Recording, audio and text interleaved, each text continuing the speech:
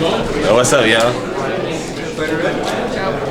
Dad, we got a couple minutes. So, you know what? There's a lot of ways we can put it. If you can show us with your hands, how close and how far away are you from getting the deal done? Let's just cut it like it is. Are they close or are they far? We're in a really good spot. Myself in the UFC. We're talking about fighting next year at some point. I don't know when that fight's going to happen. But Dana White's pretty much just allowing me to do my thing and come back when I'm ready. And I'd like to fight the champion at the time when I do return. And to my understanding, Francis is going to be fighting Cyril Gane in January. So I'm thinking maybe sometime in the second quarter of next year, then I'll be back in there. So I'm really excited. The main thing is to not count the days and to make the days count. And so I'm working very, very hard. Harder than I've ever worked in my whole career.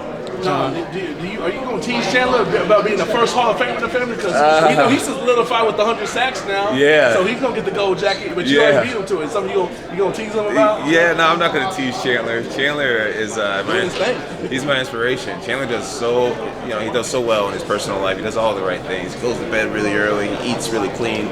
Massage therapist comes to the house several times a week. I really am trying to model my professionalism after Chandler. He does it so well. I'm super proud to be a Hall of Famer. I know Chandler will be too, and we're just going to keep trying to raise the bar for the Jones family and for all athletes around the world. John, you and GSP here getting inducted in the Hall of Fame now. Don't know if you remember, but there was that old viral video of you guys in the nightclub line, and you seemed like you didn't, want to interact with them. What's the story behind it? Tell us these years later. That's so funny. Yeah, I'm not even sure where we were, but we were pulling up to a club, and someone's asking, "Are you here to party with Georges St-Pierre?" And I had, something like, or were they interviewing George and they were asking? They were talking to you. Were they talking to me? Yeah, it's been years, but yeah, I really didn't know George was right there, and when I did see him, I was so happy to see him, and we had a crazy night that night. Yeah, we got pretty wild that night. I did. George was being George, but I got a little crazy. What's the toughest part about moving up, putting some muscle, made it 30 pounds? Yeah. It's been a lot tougher than people would anticipate. Just trying to gain that weight without gaining too much fat is really the toughest part about it. I'm eating a lot of red meat. I eat a lot of steak. I eat a lot of hamburger meat every day, and the food kind of gets boring after a while because it's like the same meals all the time. But some of the tough parts is trying to maintain your conditioning, your explosiveness, your versatility, and your strikes, and your movement. And I'm really grateful that my coaches are taking it really slow with me. They're allowing me to just gain a few pounds, see how I move, get my movement up to par, then gain a few more pounds, and then get my movement back up. So we're doing it the right way. I plan to have better cardio than I did at light heavyweight. I plan on having strength that these heavyweights may not be familiar with, versatility and movement that they're not familiar with, and definitely endurance that they're not familiar with. So, yeah, it's going to be great. We're really taking our time, and it's going to be a great product when it's finished.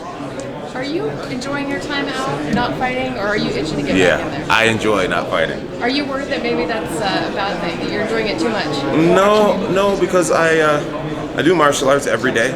I weightlift every day. So I feel like my skill set is getting better. I don't think ring rust is going to be an issue for me.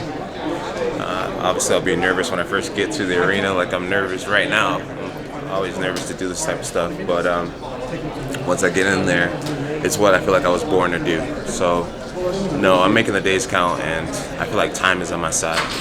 Every week, every month that I'm not competing and I'm working on my gains, it's bad news for my future opponents. So. And I'm still so young too. That so. time frame of next summer, is that based on you wanting more time to build up to heavyweight, needing a break, waiting for the business to align for when you're ready? What is that time frame based on? It's a little bit of everything. I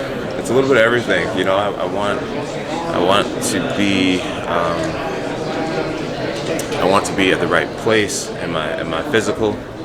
I want to see the competition compete against each other so that I can gather more intel about their skills. I feel like fan demand. I feel like since I've left, people want to see me fight more than ever. It's just all working out. It's a little bit of all of it. I think I think the middle of next year is going to be a great time for me to come back. John, is it true when you fought Alex, did you try to train your hardest for that fight? I partied a lot leading up to that first fight. Yeah, everyone was saying like Alexander Gustafsson's the next Jon Jones. He's the UK's version of Jon Jones, and